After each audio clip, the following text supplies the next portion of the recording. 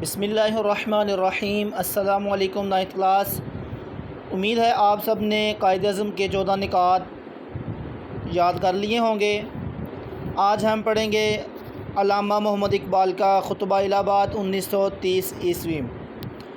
تو مسلمانان برصغیر کی یہ خواہش تھی کہ ان کا الگ تشخص تسلیم کیا جائے، ان کی الگ پہچان تسلیم کر لی جائے۔ اس سلسلے کی کڑی علامہ محمد اقبال کا خطبہ الہ آباد 1930 ہے، جس کی بدولت مسلمانوں کی الگ پہچان بنی۔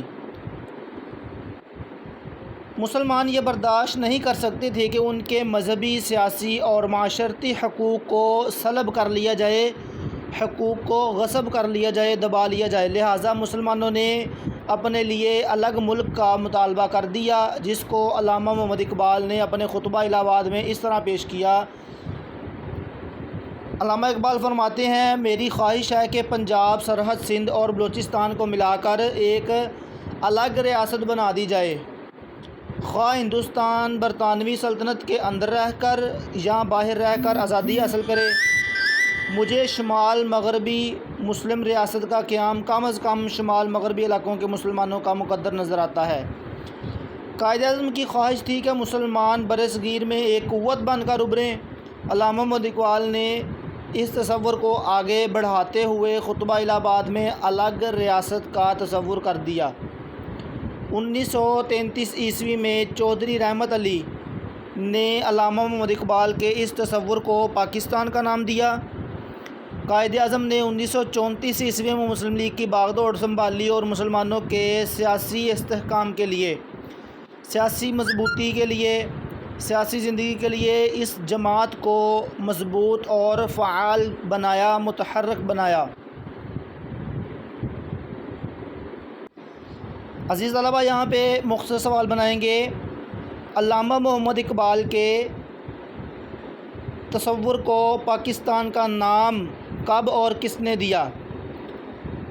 علامہ اقبال کے تصور کو پاکستان کا نام کب اور کس نے دیا؟ 1933 عیسوی میں چودھری رحمت علی نے علامہ اقبال کے تصور کو پاکستان کا نام دیا۔ اور عزیز طلبہ، یہ قائد اعظم نے 1934 میں مسلم لیگ کی باغ دوڑ سنبھالی۔ اس جملے کو MCQ کے لیے انڈر لائن کریں اور ایک اور مختصر سوال بنائیں۔ تمام گول میز کانفرنسوں کی تواریخ بیان کریں۔ یا اس طرح سوال لکھیں گے، تمام گول میز کانفرنسیں کب اور کہاں منعقد ہوئیں؟ تو اس سوال کا جواب لکھیں گے، پہلی گول میز کانفرنس 1930 عیسوی میں، دوسری 1931 اور تیسری 1932 میں لندن میں منعقد ہوئیں۔ تو یہ دو مختصر سوالات جو ہیں ان کو اپنی نیٹ کاپی پر لکھیں گے، اور اس کے ساتھ ایک ویری امپورٹنٹ جو کویسچن ہے وہ خطبہ الہ آباد کے حوالے سے ہے۔ علامہ اقبال نے اپنے خطبہ الہ آباد میں الگ ملک کا مطالبہ کن الفاظ میں کیا؟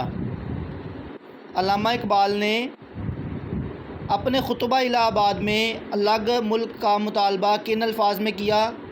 تو اس سوال کا جواب یہ مکمل متن لکھیں گے، میری خواہش ہے، یہاں سے لے کر مقدر نظر آتا ہے، یہ تینوں لائنیں اس سوال کے جواب میں لکھیں گے۔ عزیز طلبہ، یہ تینوں مختصر سوالات کو اپنی مطالعہ پاکستان کی نیٹ کاپی پر لکھیں اور اس مکمل ٹاپک کو یاد کریں۔